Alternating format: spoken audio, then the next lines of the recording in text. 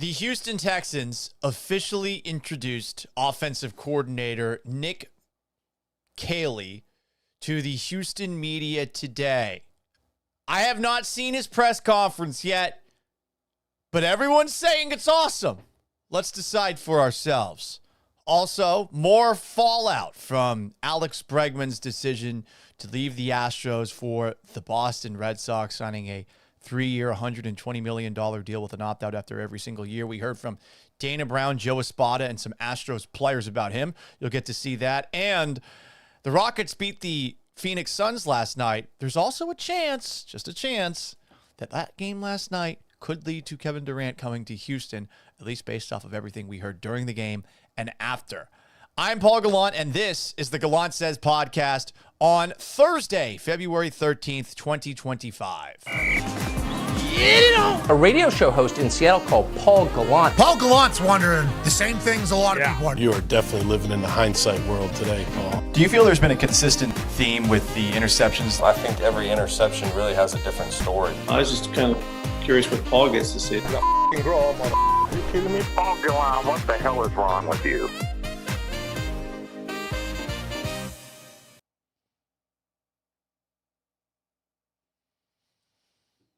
Hello and welcome aboard the Gallant Says podcast, live on YouTube at Paul Gallant, Twitch at Gallant Says, on X or Twitter, whatever you call it, at Gallant Says, Instagram at Sports Gallant, and on Facebook at Paul Gallant Sports. You can catch it Monday through Friday at 4 o'clock Central Time and occasionally after major Houston sporting events, like last night when Alex Bregman decided to sign with the Boston Red Sox. We'll talk about that a little bit more, but if you missed that episode with my full reactions and cartoonish Boston accents, you can get it in podcast form, Apple Podcasts, and on Spotify. If you haven't already, subscribe, rate, and review those bad boys. If you want to cut me off mid-thought, because the best way to enjoy the Gallant Says podcast is to watch it live on YouTube or Twitch, super chat me. I'll play this button. Paul, stop talking. Listen. And I will talk with you immediately. Sly27, first in the comment section on YouTube, saying, Paul, you the GOAT. No, Sly.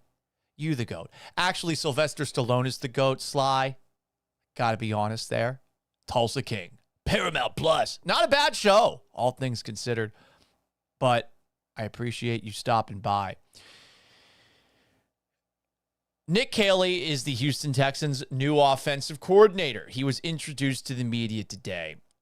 I have yet to actually watch said press conference, but what I do know is there's a lot of people in Houston media who have massive pants tents over what they saw. Always important to be, I think, guarded when it comes to judging whether or not a coach will be good based off of a press conference, but let's all watch this thing together and react to everything we hear along the way. This is from the Houston Texans YouTube channel. Earlier this afternoon, the introductory press conference for Houston Texans offensive coordinator Nick Caley. We'll do questions. There's microphones for questions, so look for Ryan and Lindsay if you have a question. DeMeco. Good. Thank you all for being here today. It's an exciting time for us. As you all know, we made a move at the offensive coordinator spot, and it was I went through a long process, thorough process of interviewing a lot of great candidates, college and pro candidates, and I'm thankful for the McNairs, thankful for Nick Caserio and his help, their involvement in supporting me through this process. And man, I couldn't be more excited to welcome Nick Caley as our new offensive coordinator. Right, he brings a wealth of knowledge, smart coach. He's coached on the defensive side, offense, coached multiple positions, worked with a lot of different people, various schemes, not just beholden to one scheme. He's very well versed in run game, pass game, protection. Like, he's well versed in it all. So very smart coach, very energetic guy, great leader. Everybody I talked to about throughout this process. Had nothing but awesome things to say about Nick and his approach, the players that he's coached. Like, there's nothing but rave reviews about Nick and how he's helped guys in their careers. So I'm excited to work with him. I know I can't wait for our players to get here and work with him. I know they'll feel his energy, feel his excitement, and what he's able to bring to our team. So with that, I just want to welcome Nick Caley as our new offensive coordinator. That's DeMeco's opening statement. I think it is interesting to note along the way there, they talked about the process, the extensive coaching search that they put together. It does really feel like Nick Caley was the guy from start to finish. And I do find it interesting, if you take a look at this press conference, that DeMeco Ryans and Nick Caley are up here. There is no Texans general manager, Nick Caserio. Because obviously, when we talk about Nick Caley, this is a guy who worked with Nick Caserio in New England, and these guys both went to the same school. So I think, at least from an optics perspective, unless I'm about to be surprised, and Nick Caserio is in this press conference room with Nick Caley, I think that the Texans want people to believe that this was largely a DeMeco Ryans decision. But I am guessing, just based off of all the times we heard Nick Caserio talk about collaboration, that this is something that also was heavily involving Nick Caserio before the decision was made. Let's hear Nick Caley's opening statement. I'll be honest, I have no fucking clue what he sounds like. I appreciate it. DeMeco, I just want to, it's great to meet everybody. I'm extremely thankful for the McNair family, for Coach Ryans, for Nick Caserio, for the opportunity to be here in Houston. Really looking forward to getting going and excited to visit with you guys today. If you can introduce yourself when you're in ask a question. Go ahead, Christy. Hi, Christy Regan from the Associated Press. I guess a two-part question. First, how eager are you to work with C.J. Stroud? And as a first-time offensive coordinator, how do you hope to put your personal stamp on this offense? Yeah, well, nice to meet you. To answer your first question, I'm very eager. I'm excited for the opportunity. It's a great opportunity, great people in this organization, and, really looking forward to working, obviously, with CJ. Tremendous talent, competitor. You talk about an ultimate competitor, tough, instinctive, can make plays. So I'm very excited. And as a, first-time coordinator, to answer your second part of the question, really excited to get an opportunity to evolve this scheme and put, it's not going to be my spin, it's going to be what's best for our players. And it's always going to be what's best for our players. No, we're not pounding a square peg into a round hole. It's going to be based on the strengths of our quarterback, the players, and the guys on this team. So that's what it'll always be, designed around. This is the comment that a lot of people were talking about, the square peg in a round hole. Some could interpret that as shots at Bobby Slowick. I imagine it was more so the thing that Nick Caley presented to DeMeco Ryans, to Nick Caserio, to the McNairs whenever he was interviewing with them and whoever was actually in the room for said interview.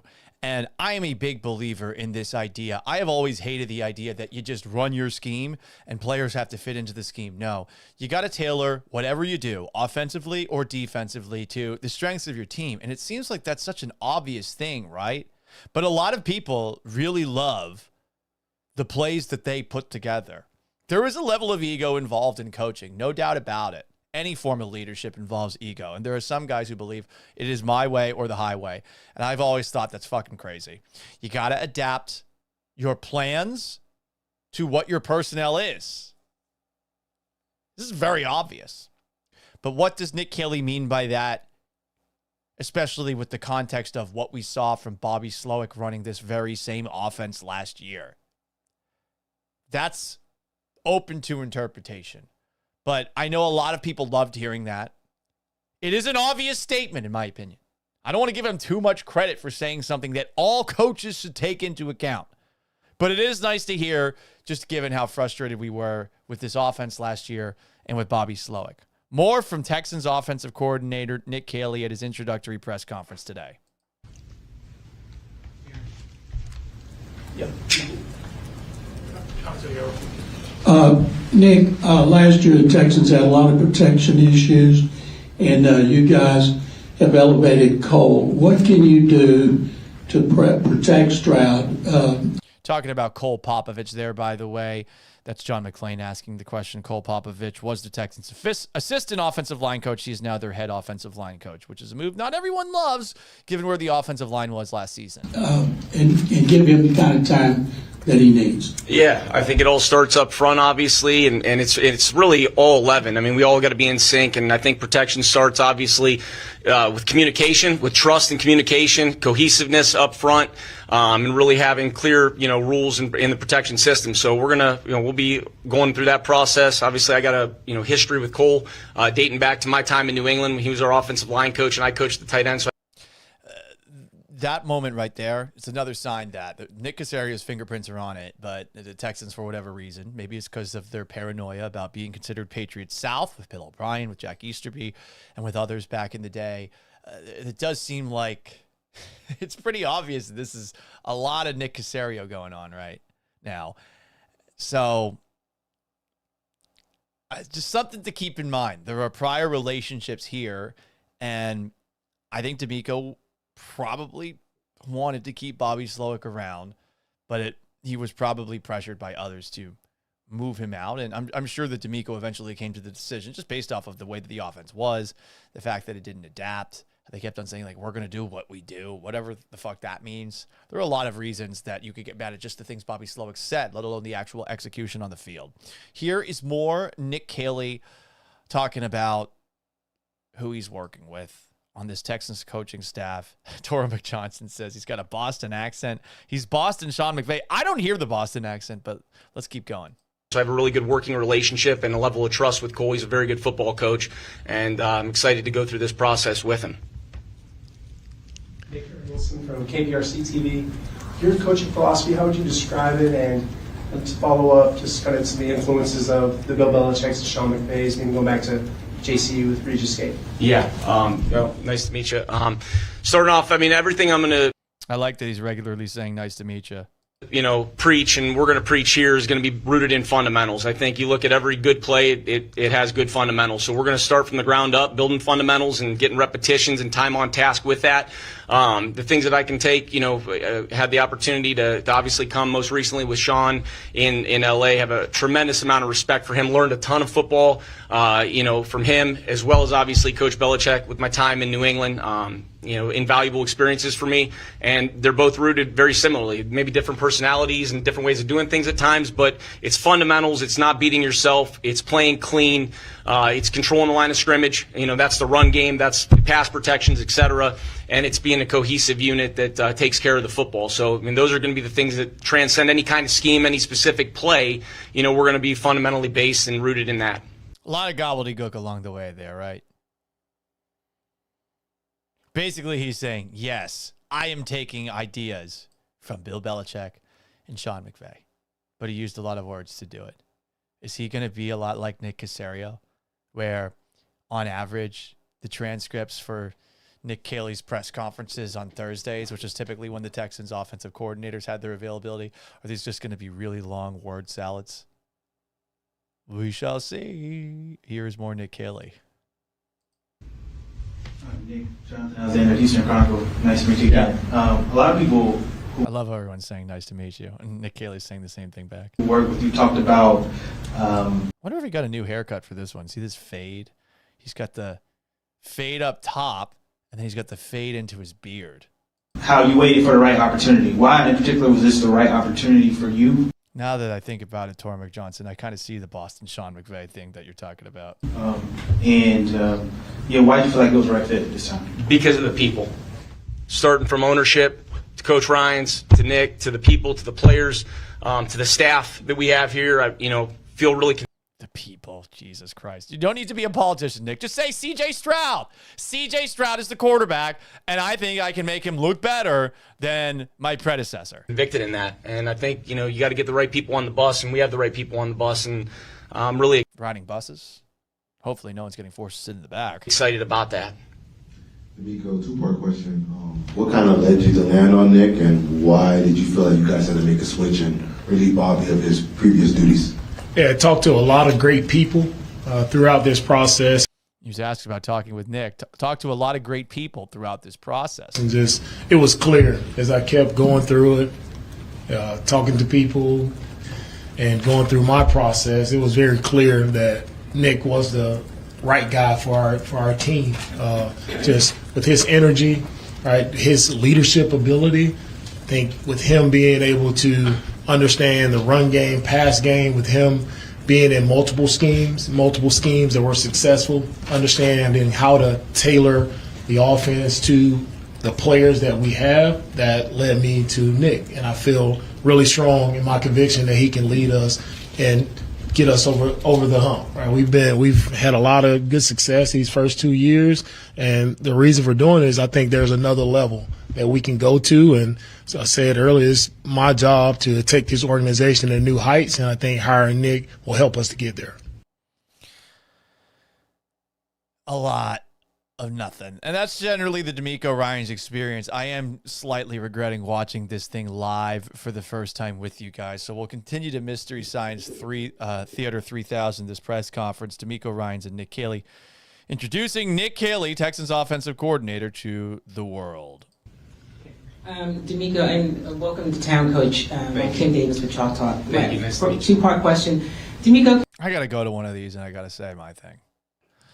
Paul Gallant, OnlyFans. Paul Gallant from the Gallant Says podcast, uncensored. Also from the radio, ESPN 97.5, 92.5. Some call me Paulie G. My friends just call me Paul. Some call me Gallant. Just keep on going and going and going with a really long introduction, almost a filibuster. Can you talk about, what were you looking for? I know you talked to a lot of people, but when you started, what did you say, this is what this person needs to be able to do? I went in with an open mindset, Kim, and I learned a lot from a lot of sharp coaches. I learned a lot, just seeing how guys put things together, how guys adjusted and adapted to what they were from their schemes, what they were able to do. So I went in with an open mind, but also went in with the idea of the right person who can lead us, right, in the right direction, get everybody going in the same direction, can help our quarterback the most, help us with where we had our issues, of course, with our protection. We know we can clean that up. No shit. Just all a well-rounded football coach, right, and that's Nick. Nick has coached multiple positions. He's coaching on the defensive side. He understands how to attack schemes. He understands how to put guys in the right position. I understand how to adjust it to make sure it's favored to our players and making sure they're able to accentuate their strengths. And that's what it was about for me. Okay, so a lot of word salad. Oh boy, this is going to be tough to get through all the way to the end of. The more that I think about it. Just describe yourself and your coaching style. I know you talked about fundamentals, but how would you describe yourself? Yeah, I'm an asshole. That would be fun. I'm a militant asshole who treats people poorly. I'm old school. I don't let guys drink water if they're tired at practice. That would be fun. Of course, he's not going to do that. Here's actual Nick Caley talking. Passionate, high energy, relationship driven, getting to know the players beyond just the actual, performance on the field, getting to know what makes them tick. And I hate that is a priority for coaches these days. I understand. Really investing. I understand. What was that? That was cool. I just heard a noise in the background. Did anyone else hear that? Am I losing my mind? Whatever the case. Isn't it kind of annoying that coaches have to think about that? I mean, obviously you want to have a good relationship with your players. From this perspective, you want to be able to tell them honestly how you feel about what they're doing. And you want them to be able to give you feedback as far as what's working, what's not working. But there does have to be some sort of leadership system here. Respect is, of course, earned by players, and some players aren't going to give it to a coach overnight, especially a guy who's a first-time play caller. This is offensive coordinator Nick Caley that we're talking about, who just got introduced to the Houston media earlier today. But I wish that these guys could just focus on being coaches. Because some coaches get more out of players by not being their friends, by not having relationships with them. It is their job to get the most out of that player, to make that person perform to the best of their abilities. And everyone has their own different style. There doesn't have to be one universal style, but it does feel like we have gone so far in one direction towards catering players. And I don't know, I am of the belief, and maybe this is dated, but take a look at how well the New England Patriots did for all this time. I think a large portion of that has to do with the fact that they didn't ever bullshit. They were direct, they were honest, and to the point. Cougblaze on Twitch says, at Gallant says, I gave you a bit and it made a noise. Okay, we're gonna have to work on the bit noises then. That was a distracting one. It wasn't a fun one. It wasn't a cool one. It wasn't a Paul Gallant-centric one. More Nick Caley, offensive coordinator of your Houston Texans. And them as people to understand, how they operate and how you can help them and help them, reach and realize their potential. And I'm going to invest, and I'm going to work hard, and I'm going to bring a great energy and a great vibe every day. And I run where I'm going on the field. I move fast, and I have fun. I love this. Ooh. So he has fun. Look at his face right there. And he runs? That's really interesting. So he's one of those guys who sprints everywhere. Those can be fun. I think it's James Franklin at Penn State who's like the most notorious sprinter. Mike Leach was quite the sprinter too. I don't know how many people have seen that clip where Mike Leach is doing the sideline interview with a radio reporter running off the field. That radio reporter, Jessamine McIntyre, was actually my radio producer in Seattle. She's fantastic. Now she works over at the other radio station in town, KJR, not Seattle Sports. But Jess did an interview while basically running with Mike Leach, and Leach was talking and running the whole way through. But I'm curious as to the sprint speed of this Nick Caley fella.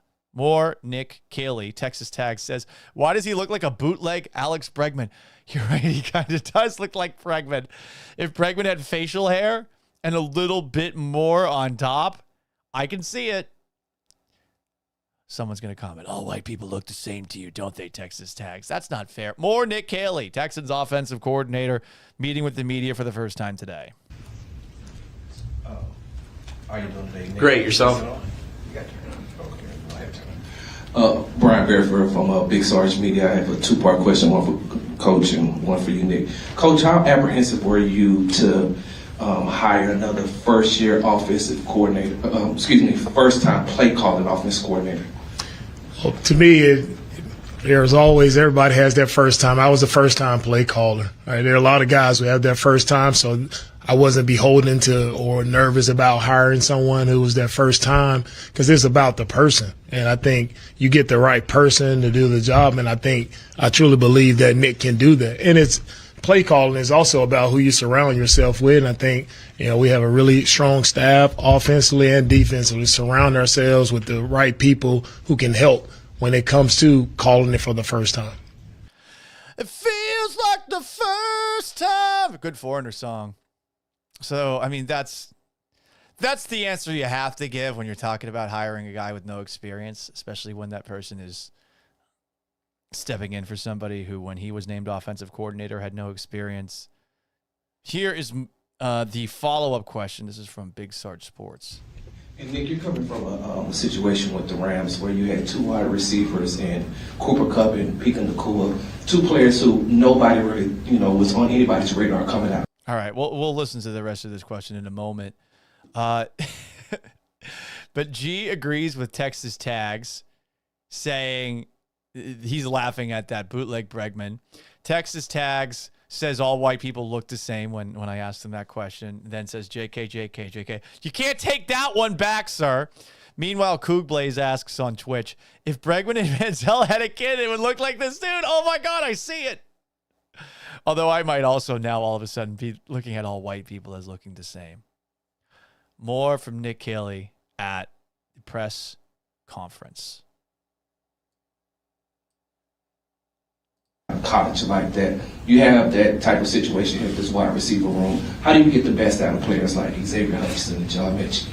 Yeah, I think you put them in positions to have success, to surround, be in position to do what they do best. And I think the spring is also an opportunity for us to, you experiment with routes and you see what guys do and you refine certain skills. And I think everybody's got a little bit different skill set. And you try to maximize those guys and put them in the best positions to have success to help the team. And that's what I'll try to do here with this staff. We got a great staff. We got great players that are, going to work hard, and we'll go attack it here once we get the guys back.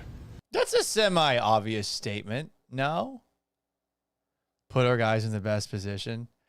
I think a good position to put Tank Dell is nowhere near blockers, assuming that we ever see him again. God, it sucks that he suffered that injury, but also it sucks that he suffered the injury when he suffered it right at the end of the year. More Nick Caley, Texans offensive coordinator, who is being called by some on the Twitch a fucknut. Sir, that's not nice, king of Twitch. Not nice. Nick, Adam Wexler, Sports Talk 790. You spent 8 years with Coach Belichick, the last 2 with Coach McVay. Yeah. Could you pinpoint something you take from Coach Belichick and then take from Coach McVay? They're obviously very different. Yeah, well, there's a lot of things that I could point to. And I would point to the fact that Sean McVay scored 3 points against Bill Belichick in that Patriots-Rams Super Bowl, and that the Rams offense was extremely predictable because it was limited by Jared Goff. And now here in Houston, I have C.J. Stroud under center, and theoretically, that's going to allow me to do more than Sean McVay could against Bill Belichick. That's not actually Nick Caley answering. Here is Nick Caley's answer to that question. In both of those situations. But yeah, I think just going back to my time in New England, embracing your role, keeping your head down, working hard, and really the more you can do, the more value you have, and just there's no detail that's I would say too small. You turn over every rock. You try to find a way to give yourself an edge as a team through your players, through coaching, etc. And I would say thoroughness, attention to detail, accountability. That's what really stands to mind with Coach Belichick. Sean, same thing, just the energy, the passion, the leadership. Obviously, both men are incredible football coaches, but you talk about the way he goes about the day in L.A., the way he moves, the way he communicates, the way he invests, the way he pours into players. Those are just a few things about both those coaches that I've obviously taken along the way. I imagine he's taken more from McVay. Look, here's the thing with McVay. McVay's just a more high-energy guy, and you can tell just listening to Caley that Caley is somebody who has a little bit more pep in his step. And also, we're talking about Bill Belichick, noted curmudgeon. Belichick had his own different kind of energy. Being around Belichick, you would hope by osmosis you absorb all the football knowledge you possibly can. Are you absorbing coaching styles from him, given the way that most coaches have done after working with Bill Belichick when they have gone to be their own head coach? Josh McDaniels, Matt Patricia, Bill O'Brien. That style needs to be tailored. So it's good that Caley had some time with McVay. But again, we're talking about the offensive coordinator of the Houston Texans.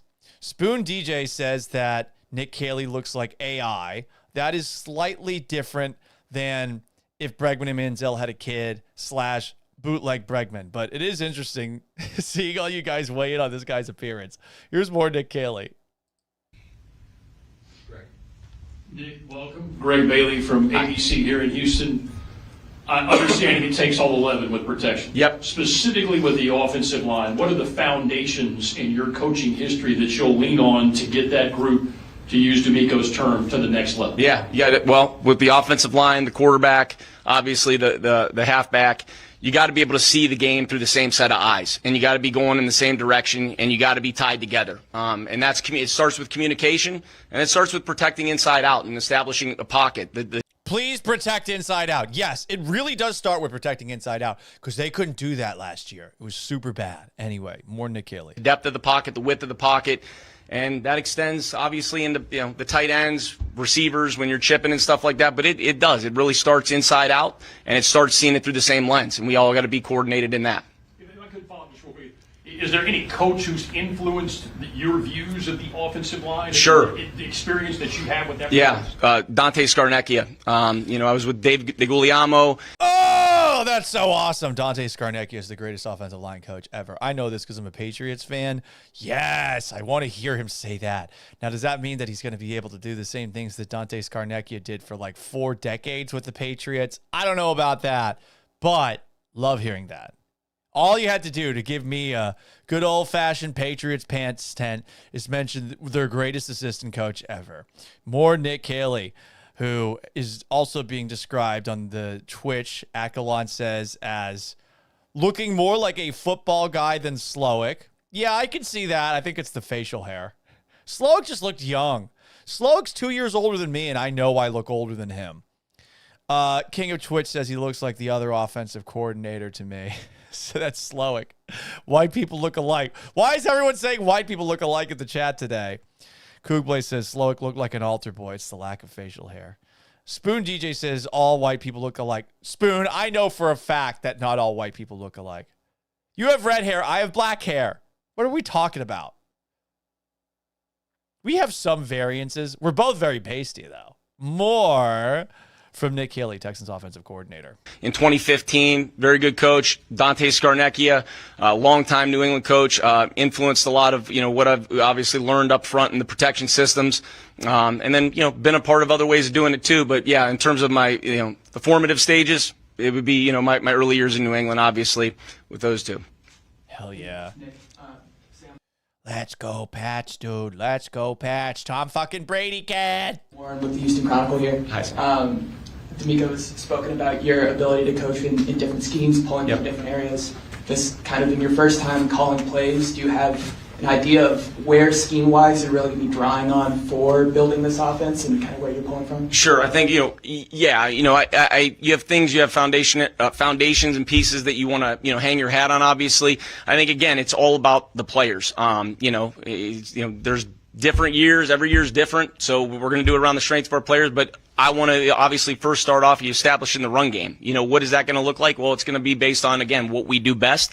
And we'll pave the way with that moving forward. Yeah. I've got one more for DeMeco. How's it going, DeMeco? Just with the decision to retain Cole and promote him to offensive line coach, just kind of what went into that decision and what's your confidence level on him, being a part of last year's staff, kind of fixing some of those issues? Very fair question of Sam to ask. Very fair question. Because Popovich staying around, Nick Caley, who has the previous ties to New England, and to Nick Caserio being brought in, does lend itself to the idea that the changes this offseason are more Nick Caserio decisions than DeMeco Ryan decisions. If we're talking about the pie chart of how much input from Nick Caserio went in, how much input from DeMeco Ryans went in, I would imagine that Caserio has more, probably slightly more than DeMeco Ryans. Maybe it's more than slightly more.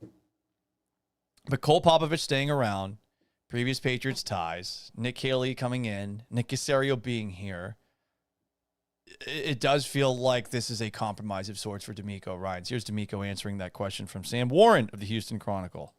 Getting Cole as our offensive line coach to lead that room, just having one voice to lead it, feel really strong about that.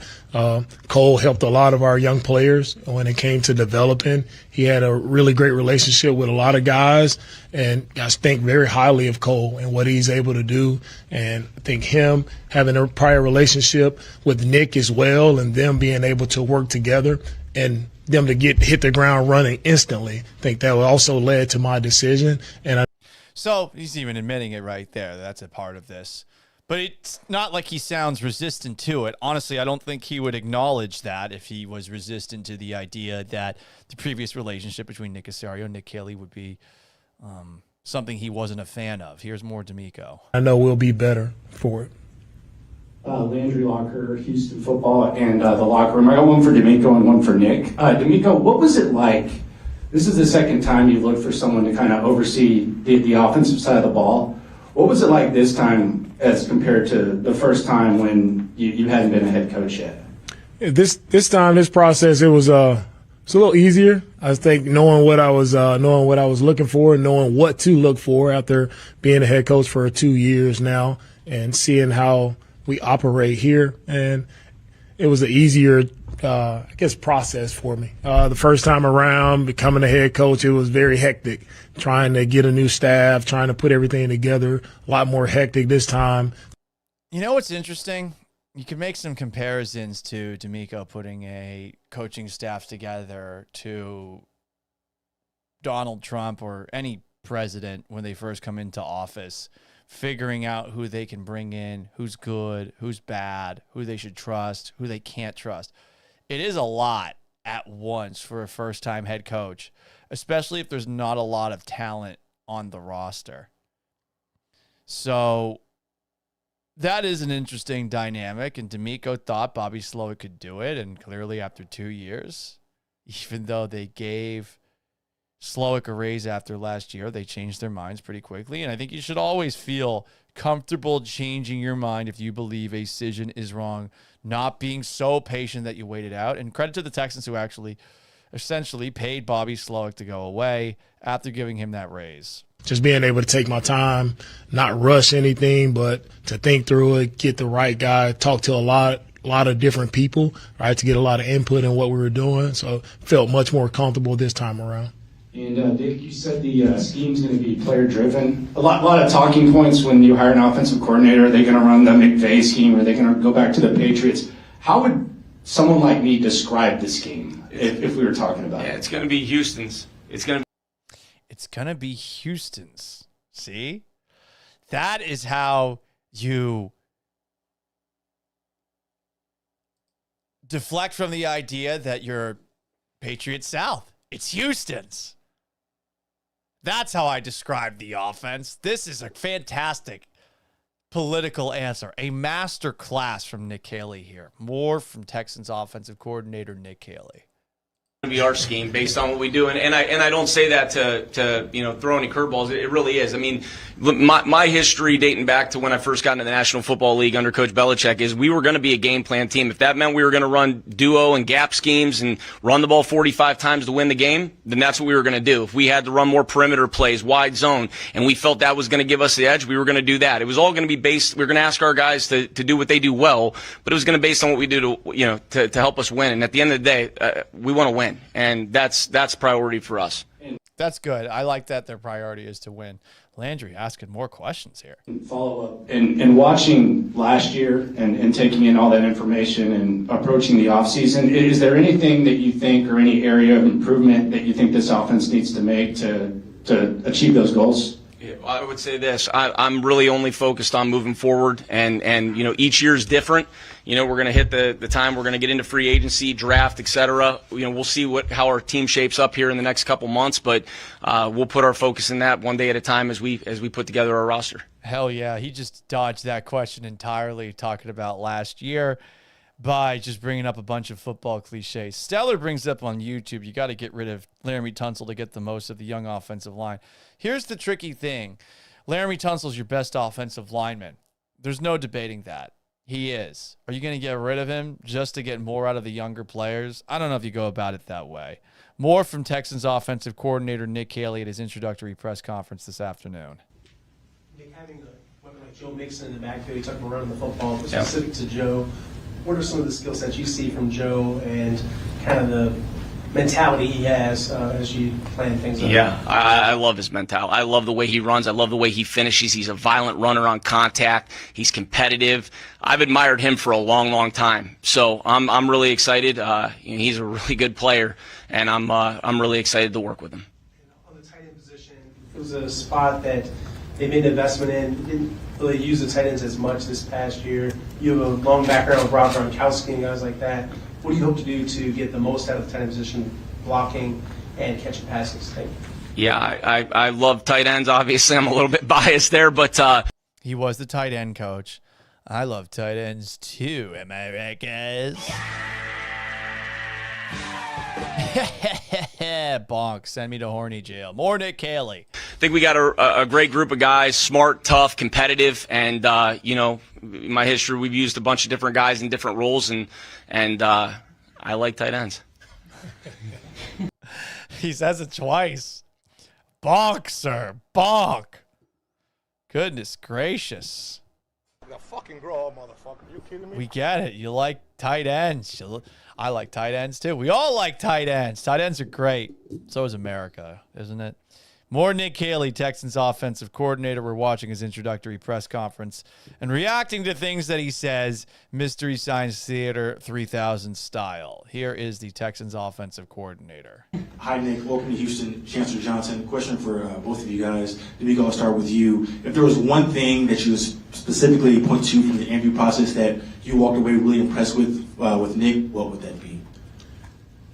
One thing that stood out to me was he really looks like a cross between Alex Bregman and Johnny Manziel if they had a kid together. That's one thing that stood out to me, said DeMeco Ryans. Just kidding. Here's DeMeco's answer. It's his passion for the game of football. I want players, when I'm looking at players, evaluating players, I want players who love the game of football. Instantly, when you talk to Nick and you guys see it right here, he's passionate about football, and that's what's the one thing that stood out to me. Okay, well, hopefully Bobby was. You could take that comment by DeMeco and say that that's not necessarily how Bobby felt about things. Previous offensive coordinator. He does give some Sean McVay-light vibes. Boston Sean McVay, as Toro McJohnson pointed out on YouTube a little bit earlier. More DeMeco and Nick Caley. Nick, for you, coming into the situation and having CJ as your quarterback, what is it about him and his talent that might allow you to do some different things and be creative in that aspect? Yeah, I mean, he can spin it. He throws the ball. He's an accurate thrower of the football. He's a natural thrower of the football. He's instinctive. He's got the it factor, and he's a warrior in terms of his competitiveness. And I've admired him dating back to his college days. So I'm really excited to have an opportunity to work with him. Nick Thompson, Texans Wire. Houston, good to meet you. Nice to meet you. You've talked about in the past waiting for the right opportunity to come to Houston, or come become a play caller. But what sold you on Houston being the right fit for you specifically? Yeah, again, the people, starting with Coach, ownership, Coach Ryans, to the people in this building, the coach. And the quarterback that I just talked about, who's a very natural thrower of the football. Coaching staff, Nick Caserio, there's a lot of really good people, and they're aligned. And that's what we hear that word so much at this organization. That was the Bill O'Brien, Brian Gain buzzword. Made me think of that song, "A Line" by Eric Prydz. A line, a line, a line, a line. More Nick Caley. It is really intriguing to me, was really intriguing, and I'm excited to get to work with everybody here. We got time for a few more. Question for DeMeco and Nick.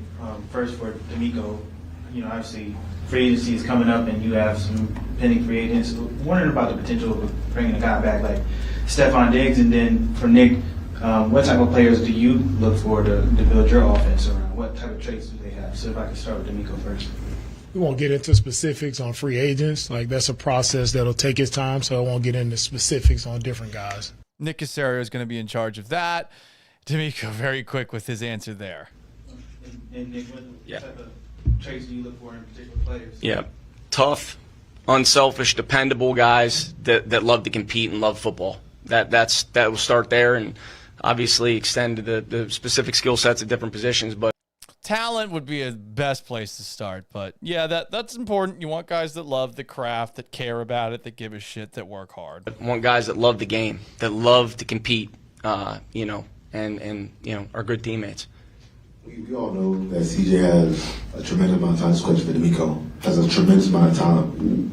What specifically about Nick and his ability to design plays and call plays do you feel like we'll be able to get the best out of CJ? Because we all know what type of talent and what type of player CJ can be. What specifically about his play calling and his design and his scheme can help elevate CJ to that next tier of quarterback play?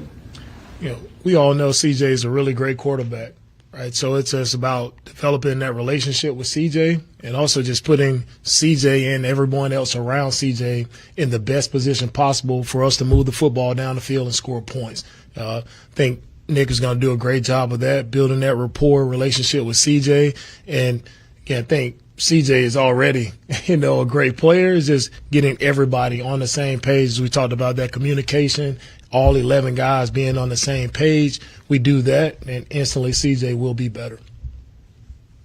DeMeco, considering your relationship with Bobby, how hard was it for you to hire him? Yeah, it was very hard to let Bobby go. Bobby's a really close friend, as you all know. Bobby's a great friend of mine. When I got into coaching, Bobby was the guy who helped me figure it all out. And we were QCs together there in San Fran, so really long QCs are quality control coaches. Relationship there with him. Nothing but love and admiration for Bobby and what he's done. I know he'll be a really good coach in this league as he continues to press forward in his career, and I wish him nothing but the best. And now he is the senior passing game coordinator in Miami. That was made official today. Only a couple more minutes left in this press conference. I'm starting to get a little bit bored, and next time we do this, I'm going to try to find the highlights before we get into doing this. I apologize. We had a radio show as this press conference was going on. More DeMeco Ryans and Nick Caley. We're going to close with Christy saying sorry. Nick, I wondered about your path into coaching. Did you always want to be a coach when you're growing up, and was there a certain coach or person in your life that kind of veered you towards this profession? To answer your question, I grew up in Canton, Ohio, 3 miles from the Pro Football Hall of Fame. High school humble brag. Football was big, 15,000, 12,000, 15,000. So about the age of 9, I knew I wanted to be a coach. And my dream early on was to be a high school football coach in Stark County, Ohio. Similar to Tom McDaniel's, Ben and Josh's father, I watched him at Canton McKinley as a kid growing up. So I've always wanted to coach. It's a part of my fabric of my life, and my dad took me to a lot of games as a kid. So yeah. Ohio means football guy. Coogblay says, I see a football guy. Stellar brings up a quick check of the tight end group for the Rams for this man, Nick Caley, who says, I love tight ends. I like tight ends. Says it doesn't seem impressive. Maybe they are impressive blockers. It would be better. It really would be better if the Texans had guys who could block. And I think getting Dalton Schultz and Cade Stover to be better blockers this coming season is going to be big. No, Brevin Jordan this year did hurt the Texans in their tight end group. That's for sure. He is a good blocker. Brandon Halam asks on YouTube, does Nick Caley know who Jack the Ripper was? Well, we'll see if somebody asks him that question before the end of this press conference. I've got 2 questions for DeMeco. Nick's talked a little bit about the excitement about working with CJ. Was he involved at all in kind of the consultation of potential OCs and kind of involved in that decision on making it? Sam's asking good questions. I was actually very curious to know if CJ had input as far as who got hired. Making the decision to bring Nick here. I had to hire the OC. And then secondly, we've seen Tank Dell make some recent public appearances. He seems like he's in good. I want to play that one more time. That was an interesting answer. I always get the sense that DeMeco's not the biggest fan of Sam Bourne from the Chronicle. Working with CJ, was he involved at all in kind of the consultation of potential OCs and kind of involved in that decision on making the decision to bring Nick here? I had to hire the OC. I had to hire an OC. That's an interesting answer. I'm going to have to think about that one. How do you feel about it? Comment in the chat box right here. And then secondly, we've seen Tank Dell make some recent public appearances. He seems like he's in good spirits. Do you have any updates on how he's doing in his recovery? Tank is definitely in much better spirits, encouraged with this process and where he is. So I'm excited for Tank. It's great to see him just with that smile back on his face. We know he went through a devastating injury there. Hate to lose him, but he's on the right track. Right? We'll see where he ends up as he continues to progress through his rehab, but it's great to see that smile back on Tank's face. Nick, you talked about, DeMeco, you talked about the players, but can you talk about your relationship with Nick Caserio? Yeah, I got a lot of respect. I mean, I came into the league in 15. I was hired by New England, and he was there. Let's pause this. Go back a couple of frames. Go back a couple of frames. It's an interesting face that he's making when Caley's getting asked about his relationship with Nick Caserio, don't you think? I'm definitely reading too much into it, but just something to note as he gets asked that question. We'll play it one more time. It's kind of like that meme of Daenerys Targaryen, where she's, I think, getting asked a question by was it by Sansa back in the later seasons of Game of Thrones, she's a little bit condescending with the answer. DeMeco, you talked about the players, but can you talk about your relationship with Nick Caserio? Yeah, I got a lot. I'm sorry. I'm reading too much into it. Look at his face. I'm sure I'm reading too much into it. More Nick Caley. A lot of respect. I mean, I came into the league in 15. I was hired by New England, and he was there in New England, and he's always been just a positive, sharp, organized mentor to me. Always did a great job leading, and have a high level of respect, very thorough, and he's just a good sounding board as a young coach coming up too, and I have a lot of respect for Nick. All right, thank you guys. That's it. Thank you, All guys. right.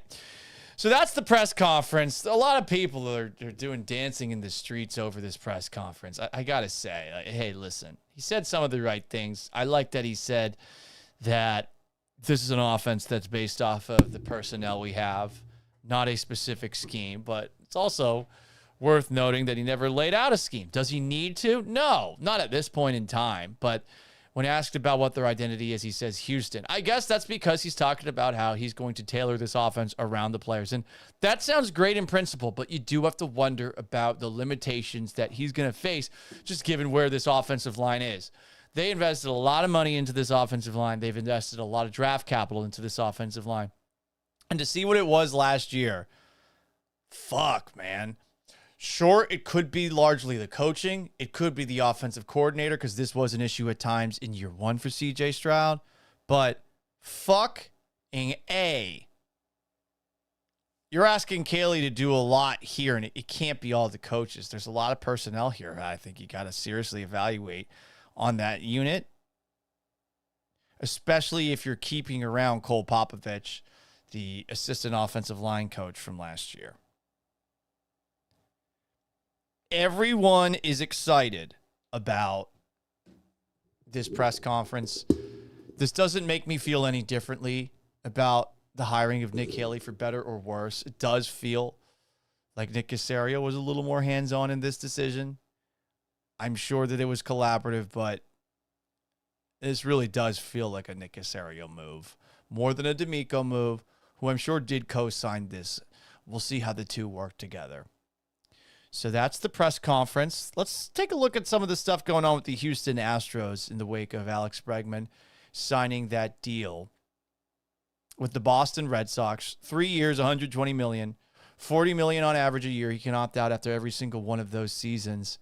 First, let's start off with GM Dana Brown, the guy who is most involved in the conversations to bring this guy back.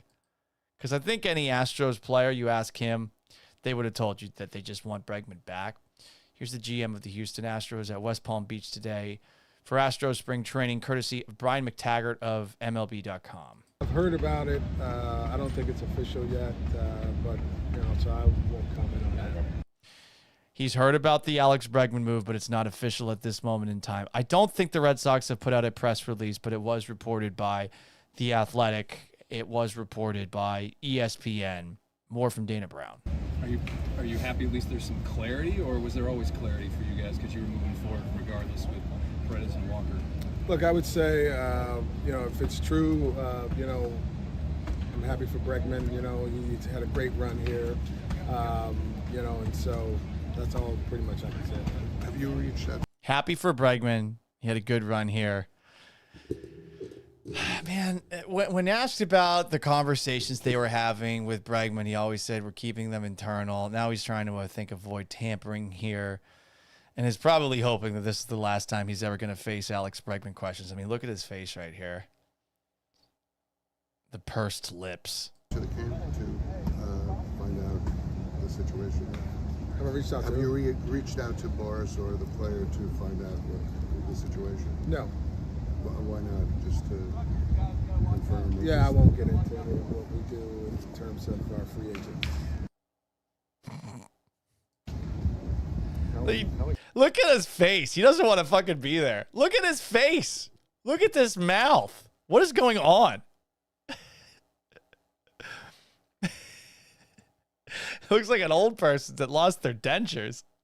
What is he doing? Engaged for you guys down the stretch with this. As I said before, we've had a lot of internal discussions. God, I'm so glad we're never going to have to hear him talk about the internal discussions they had with Alex Bregman. He said that at least 12 times this offseason. And I'll leave it at that. And then he said, I'll leave it at that right fucking afterwards. Look at his face. What is he mad? Is he annoyed? Does he just want to get this over with? Is he holding in a fart? A poo? Like I said, I'll leave it at that. Oh my God, I'll leave it at that, dude. I mean, moving forward without Alex, what do you feel, what's your takeaway about what's going to look like? Look, we feel very confident that Paredes is going to be really good at third base. This is where this is where Dana Brown's making his mark. It's Isaac Paredes. If Isaac Paredes is awesome, people are going to look at Dana Brown like a fucking genius. Especially considering the Red Sox did spend a lot. Stellar says the Red Sox overpaid by about $10 million a season. Texas Tag says, Stellar, that just covers taxes. That's a fair way of looking at it. It's a lot of money. Bregman clearly believes he can continue to hit the same way that he hit at Fenway Park. I put this up on my Twitter yesterday. Bregman's hitting .375 in his career over 9 years at Fenway Park with a 1,200 plus OPS. He's got 7 homers, 9 RBIs there. I think he's going to do great at Fenway. It's a hitter's park, especially for pull hitters to left field. More from Dana Brown talking about Alex Bregman and more. Provide a lot of power. It's going to hit somewhere in the middle of our lineup, so we're excited about that.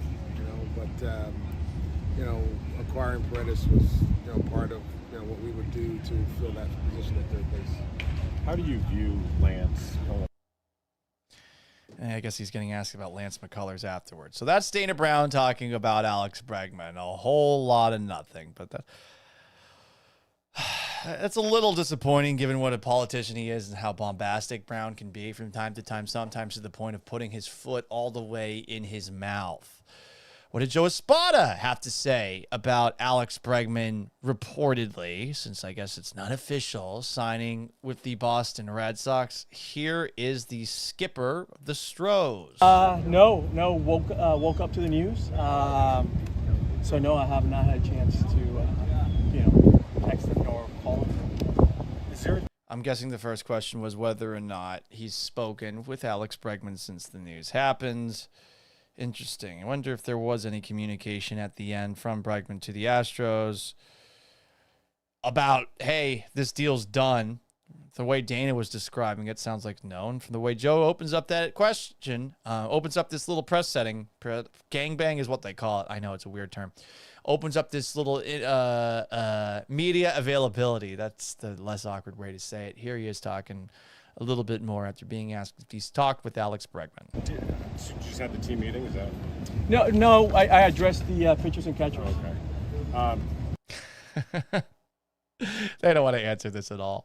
I know it's obviously early. Is there a different feel with all the big names that are gone, and does it feel like a different team, or what? How's that? You know what? The team is still not all here yet, Yeah. so we'll see when the rest of the guys will take it. These are fantastic deflections by Joe Espada, who knows he just has to wait a couple of weeks before most of Houston's media leaves spring training in West Palm Beach, and it's just Brian McTaggart, Chandler Rome, and Matt Kawahara from the Houston Chronicle. What's your reaction to him now being the Red Sox? Oh, I'm happy for Alex. I know the news are not official yet, but I'm happy for him. He made his decision, so now it's time for all of us just to move forward and turn the page. Are you happy there's some clarity now with the situation? That you have this limbo?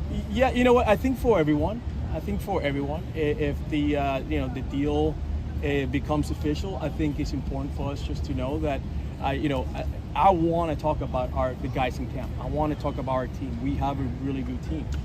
Despite us losing, these two great players, we have some really good players in camp. I'm excited about the young players, and I'm ready to get on the field and get to work. What do you feel about you? That's all Espada can say. Because this wasn't his say. He wanted Bregman back. And I don't think Dana Brown wanted him back. I think it's more than a Jim Crane thing. This is, I think, a Dana Brown, I want to put my stamp on the organization. I went and got Isaac Paredes. I project him as doing very well at Minute Maid Park, and he very well might. And, of course, it's part of a move where you're moving on from another star in Kyle Tucker. There's going to be some sour grapes about this. But I do think there's a lot of people out there, which is surprising considering that the Astros no longer have James Click or Jeff Luhnow running the show. There's a surprising amount of people who do seem to think that this is just next man up and everything's going to be hunky-dory. And I get it. I mean, $40 million for Bregman, given his stats last year and the fact that he hasn't been an all-star since his near MVP season of 2019. Like, that's a fair reason to walk away from a deal like this. I still would have thought about it, though. I really would have.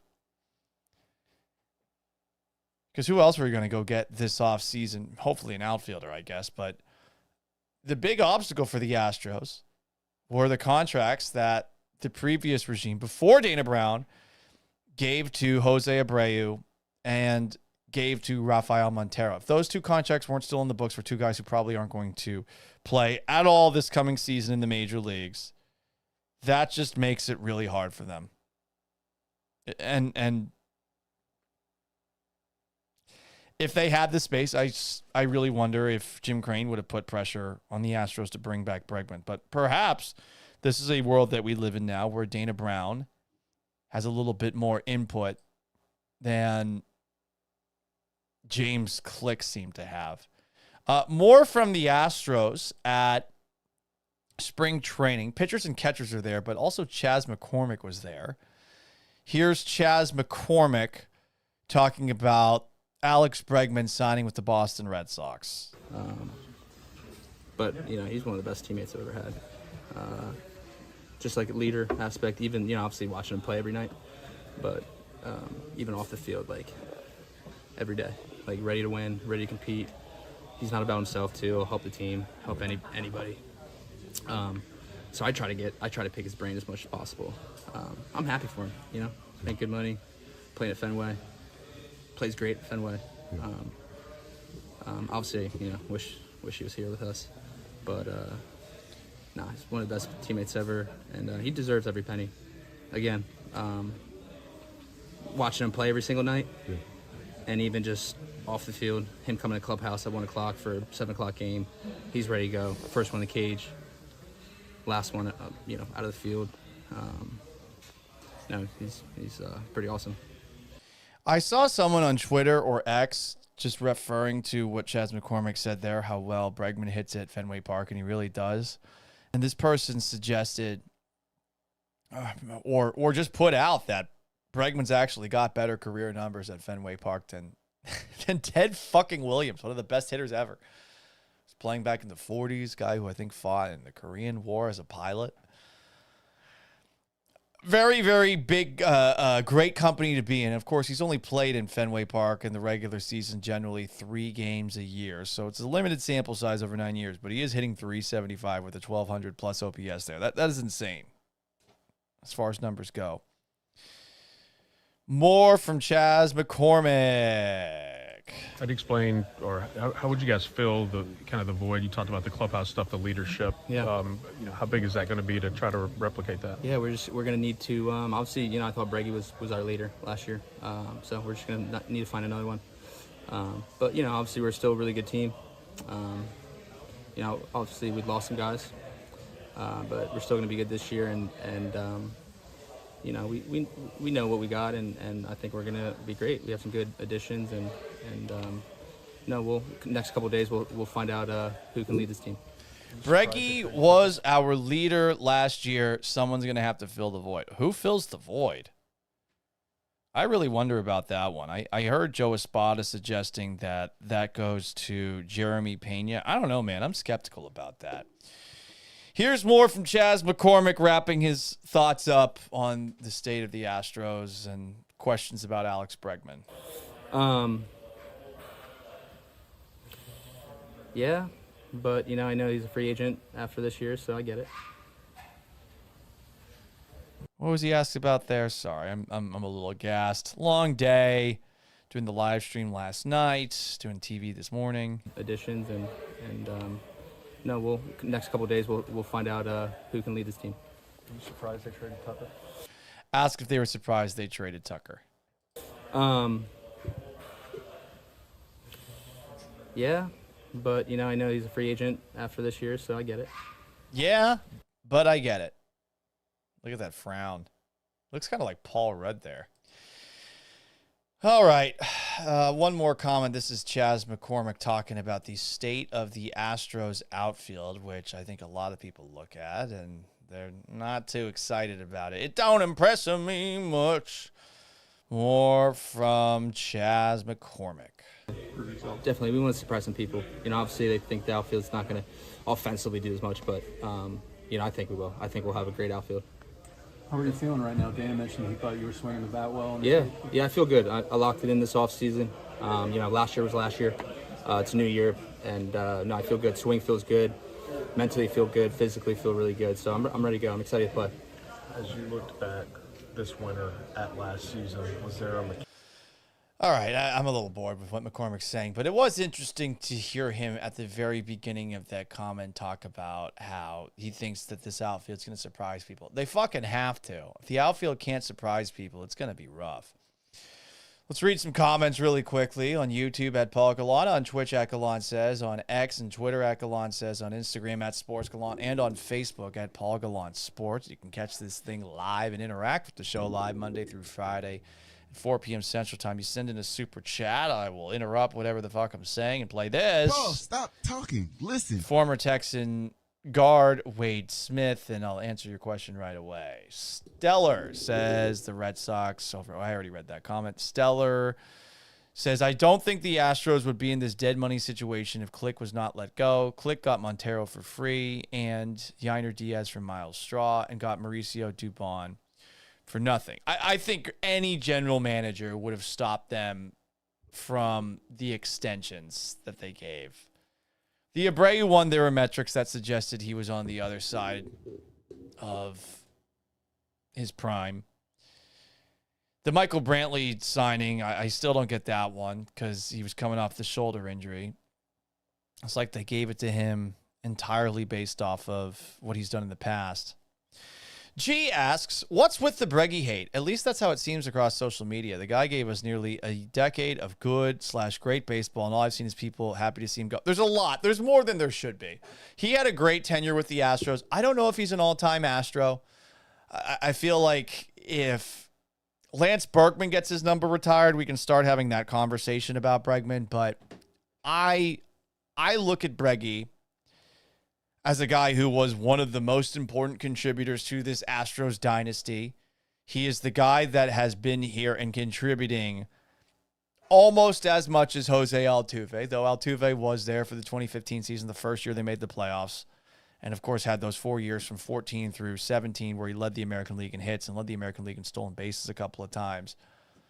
But Bregman was one of the few arrivals that turned the Astros into serious contenders. Springer was already there, but Carlos Correa coming up in 2015 was huge too. And now the Astros are going to have to find those guys, and the one guy that they have like that in their system right now is Cam Smith.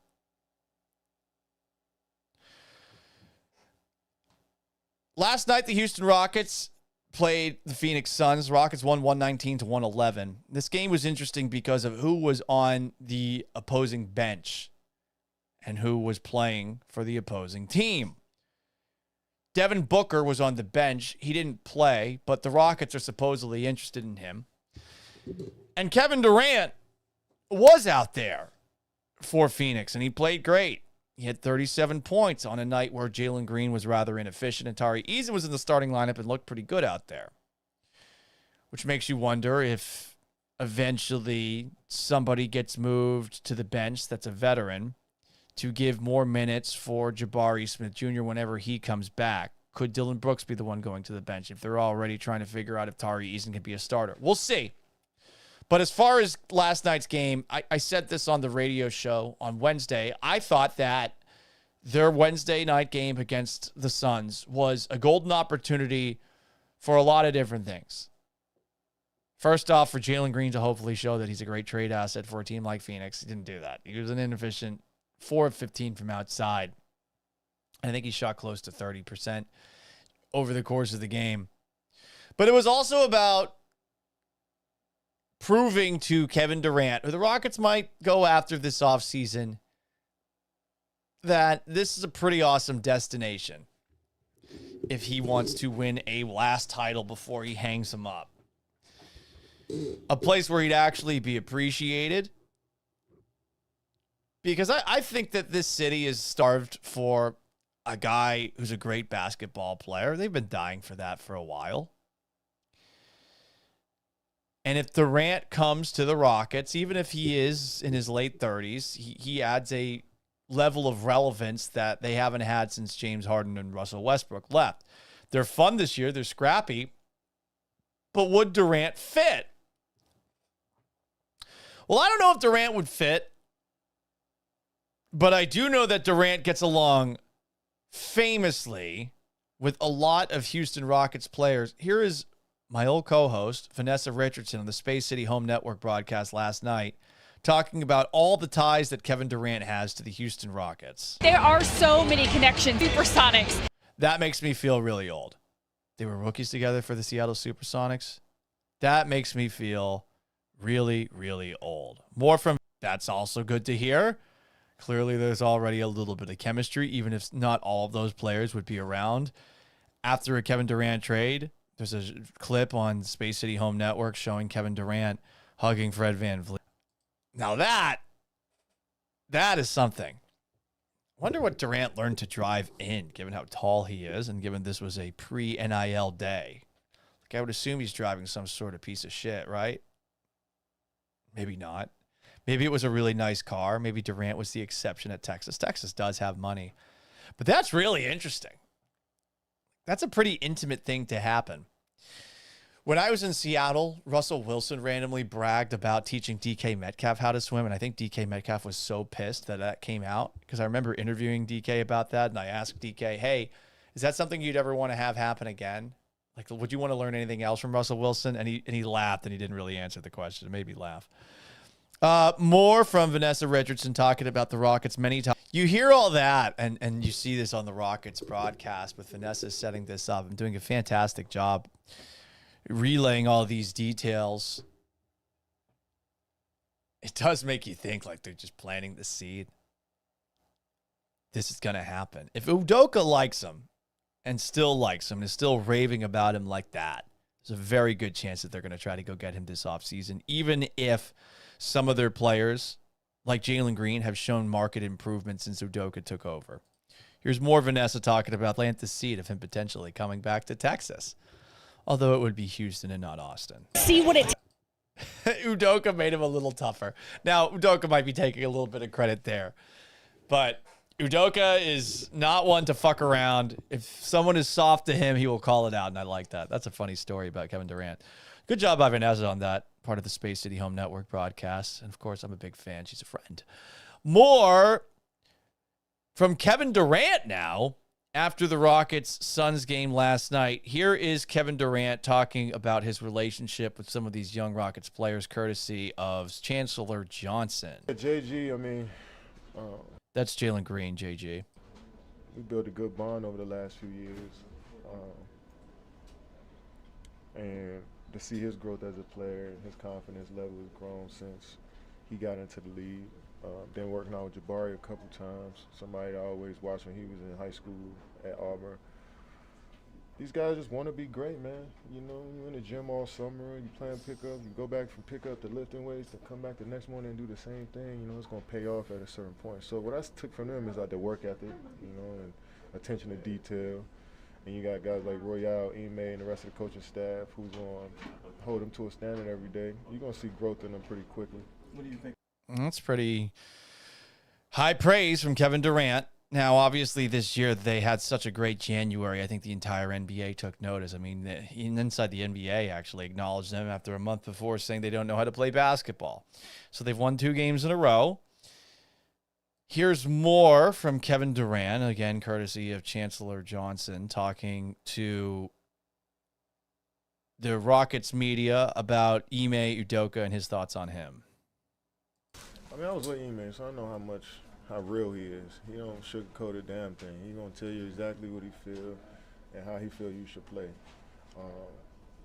regardless of what your status is in the league. And that goes a long way as a coach. You know, your players tend to respect you in the long run when you do that. So I always figured he'd have success.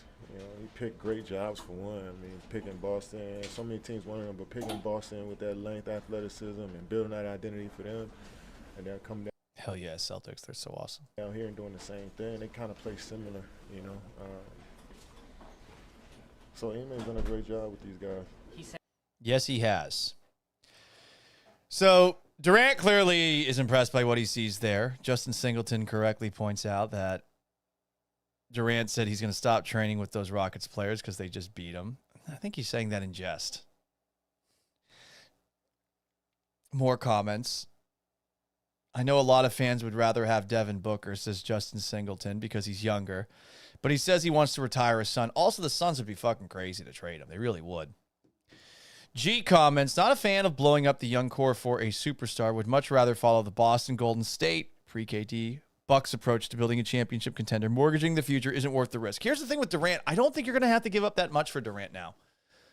I think that the Luka Doncic trade actually might help you out a little bit. I mean, if that's all the Mavericks got for Luka is nothing against Anthony Davis, but Anthony Davis, who's clearly a tier below and an older player, what's a guy like Kevin Durant who's had an Achilles injury going to go for? And also just think about it from this perspective. If Durant wants to go to the Rockets, it kills all the leverage that the Suns have, so they don't theoretically have to give up that much.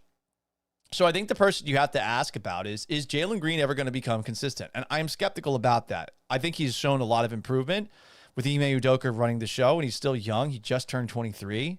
But do you think that Jalen Green is going to develop into the kind of player that you can rely on, that you put at the top of everyone and say, this is who our franchise is built around? I don't see that happening. I think it's more likely for Şengün to be that guy and far more likely for Amen Thompson to be that guy.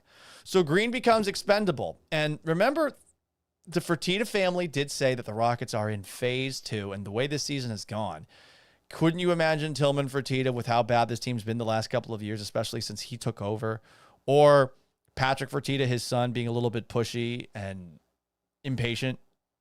Because they've been patient to this point. Does continued patience pay out? It could, but what happens if you get a guy like Kevin Durant for a couple of years? And you have this unbelievable amount of youth that allows you to play Durant less, manage his legs, his nights played. It could work. And it seems like he wants to go there.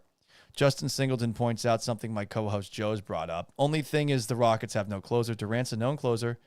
Get rid of Cam Whitmore, Reed Shepherd, Maley Jalen, and let the Suns have their picks back. I do want to see more of Reed Shepherd, but at this point in time, yeah, he looks very limited.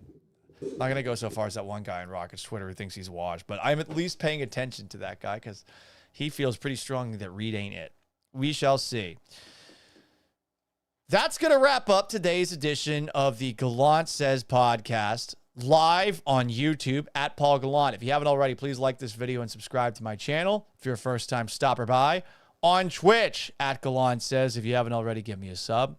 You can also follow my work on X/Twitter at Gallant Says, on Instagram at Sports Gallant, and on TikTok at Gallant Says. Please follow me on all of those platforms. I'm also on Facebook. Like my page if you're a Facebooker, at Paul Gallant Sports. And as you can see in this chat right here, if you join the show live, you can actually chat cross-platform, assuming you could read it. I have, if this is not big enough, we can make the chat box bigger. We can make the actual chat itself bigger. This show is also available wherever you get your podcasts after the fact. I'm not sure this is going to be the most audio-friendly edition of the show, given how much press conference we reacted to. But if you haven't already, subscribe, rate, and review me on Apple Podcasts and on Spotify. We'll have a little more fun on tomorrow's show. If you roast my ass in said rating and review, I will read it. Until tomorrow at 4 p.m. Central Time, to wrap things up with an Ask Gallant Anything Friday. Oh, wait a second. Hang on, Texan.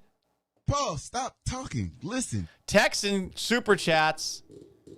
Think about being 23, Paul. How much wiser were you at 27? This is the sad thing. I don't think I was that much wiser. I was certainly wiser.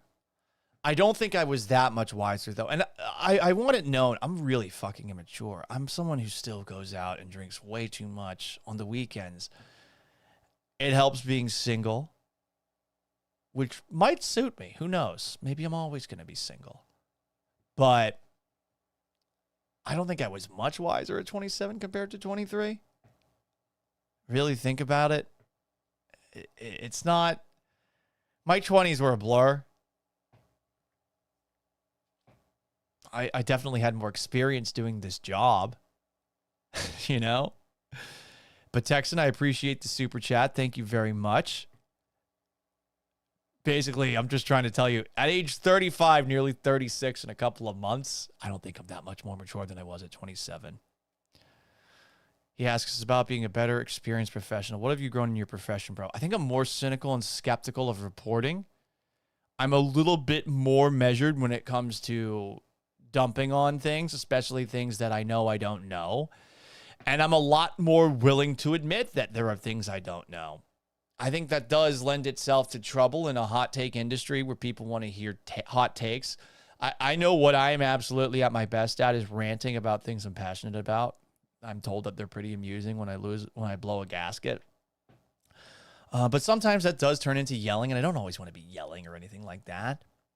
So, wow, I'm really just kind of talking all over the place with this answer. But I definitely think I am better as a broadcaster on a variety of different levels than I was when I was 23.